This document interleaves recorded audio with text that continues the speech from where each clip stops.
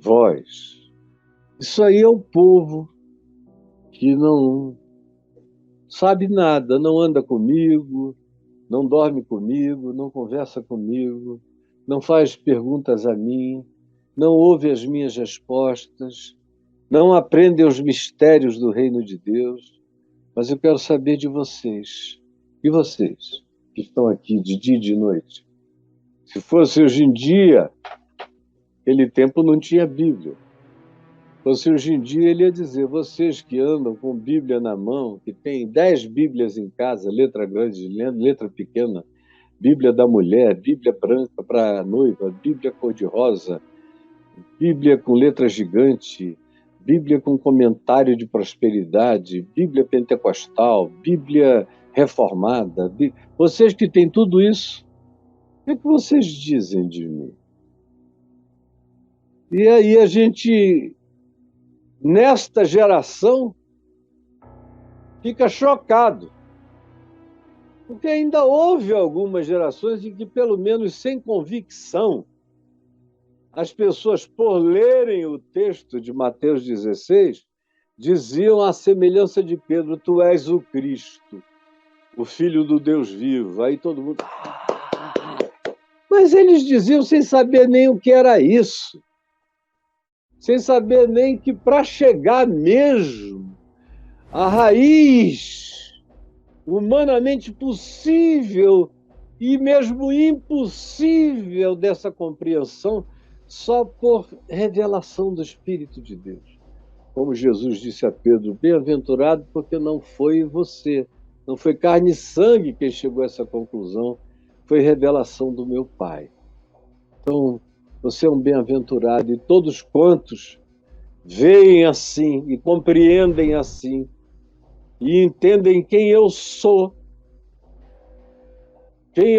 minha identidade. E a minha identidade define o meu caráter.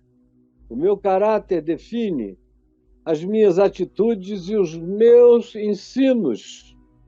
E os meus ensinos são pré-definidos pelas minhas práticas, pelo que eu mostro, pelo que eu exemplifico. Eu só falo o que eu vivo. E tudo que eu vivo, eu ensino as pessoas a viverem.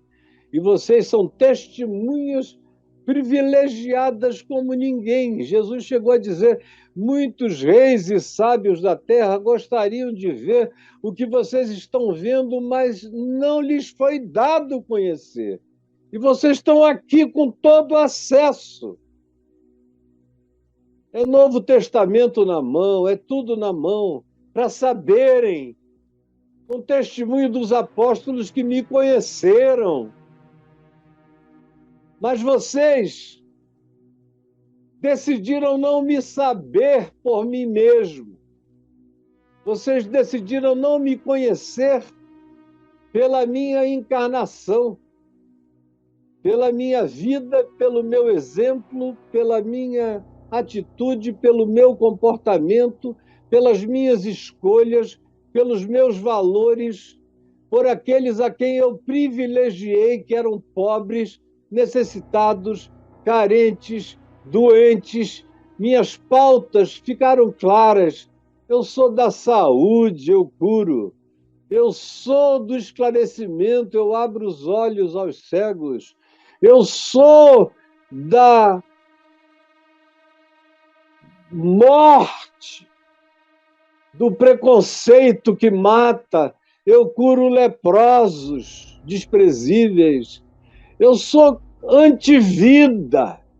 Eu ressuscito mortos. Eu sou assim. Eu não ando com espada.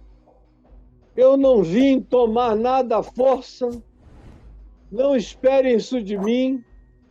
Nesse mesmo dia que Pedro disse isso, ele falou: então, olha, fiquem sabendo de mais uma coisa, a gente vai para Jerusalém e eu vou ser maltratado, cuspido, chicoteado, lacerado, rasgado, ferido, crucificado e morto. Porém, eu ressuscitarei no último dia. Mas você vejam como é a natureza humana. Pedro ficou só com a parte de eu serei mutilado, rasgado, ferido, pregado e morto. Ele nem ouviu, ele bloqueou a cabeça para ressuscitarei, porém, no terceiro dia. Isso ele apagou da mente. Ele ficou só com a tragédia e disse: isso não te acontecerá, porque Pedrão das Candangas está aqui e eu vou partir para as cabeças, não vou deixar. Não vou. Eu não tenho ainda o teu espírito, não cheguei nessa evolução, eu não vou deixar, não. Jesus disse: arreda, Satanás. Você vai o quê? Puxar da espada para brigar por mim? O que Jesus disse foi: sai dele, Satanás. Para o Pedro, que disse: se for preciso, eu uso de violência para defender o evangelho ou o que tu pregas. E qual foi a resposta de Jesus? Ainda bem, tomara houvessem milhões de milhões como você, Pedro, mas graças a Deus, mais uma vez, por essa revelação da espada. Você já sabe que eu sou o Cristo, agora você sabe que Deus ungiu a sua espada, e de todos quantos queiram militar por mim, fazendo as arminhas contra os inimigos. Bem-aventurado tu és. Mas o que foi que Jesus disse para ele? E disse para todos quantos repetiram o mesmo espírito, de quererem defender o evangelho na marra, na força, no sangue, no ódio contra ódio, no fogo contra fogo, nos exércitos contra exércitos, nas revoluções pró-Jesus contra as revoluções anti-Jesus ou humanistas. Tudo isso que a gente viu acontecer e eu acompanhei nos detalhes, na história, vendo a repetição dessa subversão total do evangelho que foi o cristianismo. O meu amigo Jacques Ellul tem um livro importantíssimo e que mostra todos os sincretismos que o cristianismo fez do quarto século para cá. Ele chama o livro de A Subversão do Cristianismo. Eu nunca concordei com ele nisso, porque o cristianismo não foi subvertido. O cristianismo já era subversão. Já era. Já era a ruptura com o evangelho de Jesus e a construção de uma religião real com fins de adaptação cultural e política, onde quer que o poder pendesse, aonde quer que houvesse as indicações de que num determinado lado do poder nós teríamos mais oportunidades. Foi assim nesses 1.700 anos e continua a ser assim. Agora, o problema é que hoje tem um pessoal que não ouve a voz de Jesus falando a Pedro, quando disse: eu vou puxar da espada, eu vou te defender, eu vou reunir um grupo, eu vou encarar. E foi o que ele tentou fazer, mas não tinha ninguém com ele, só tinha uma outra espada lá. Mas ele puxou uma adagazinha que ele tinha, que levava no caminho para cortar madeira, fazer fogueira, limpar um animal, um peixe, ou um animal para comer assado no fogo, como eles comiam acampados a maior parte das vezes. Estava lá para funções práticas, mas ele usou para cortar a orelha do sumo sacerdote no dia que Jesus foi preso. Qual foi a atitude de Jesus? Ele não disse: bem-aventurado tu és, Simão, o teu zelo, o zelo do Senhor que te consome, enternece o meu coração, Pedro. Ao contrário, Jesus disse: não faz isso não, Pedro. Aquele que com a espada fere, pela espada será ferido. Você escolhe as armas e as armas te escolhem. E foi e curou a orelha cortada do servo, daquele que haveria de decidir a morte dele, o sumo sacerdote Caifás. Mas tudo isso é bobagem que a gente esquece, porque tem outros evangelhos sendo escritos todo dia. E o evangelho que está sendo escrito nessa geração é de um Jesus horroroso, perverso. Não é o Cristo de Deus.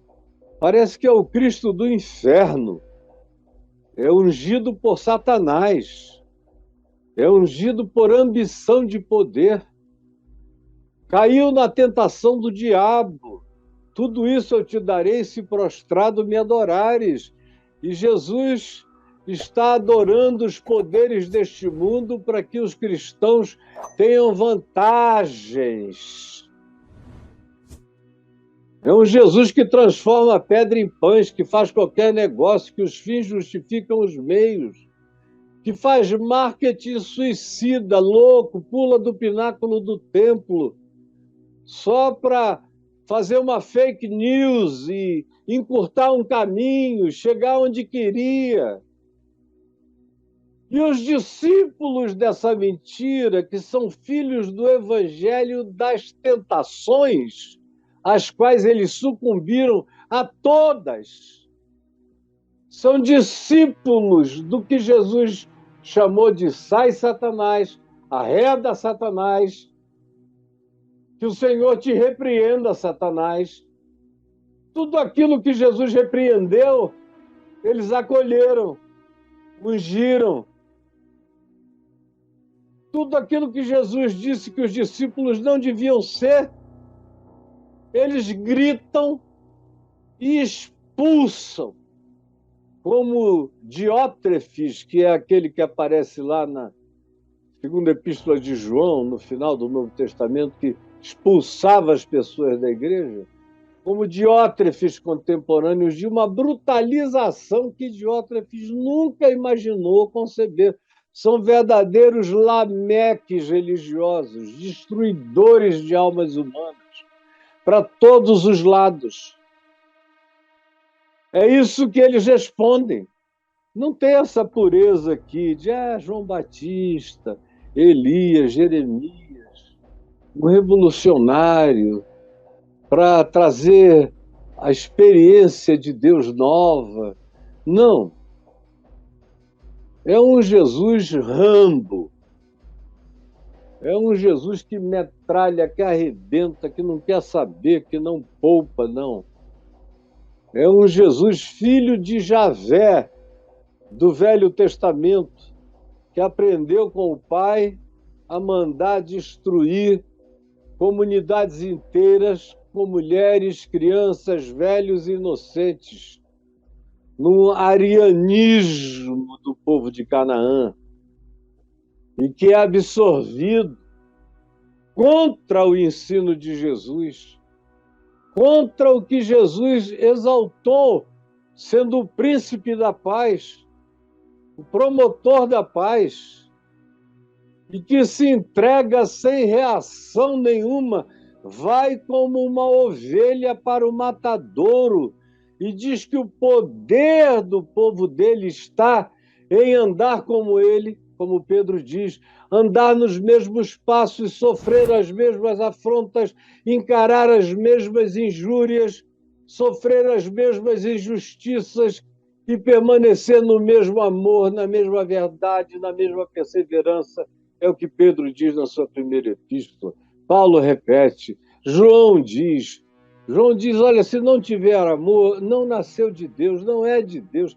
Se viver dizendo que quer matar os outros, expulsar os outros, é do diabo, é das trevas.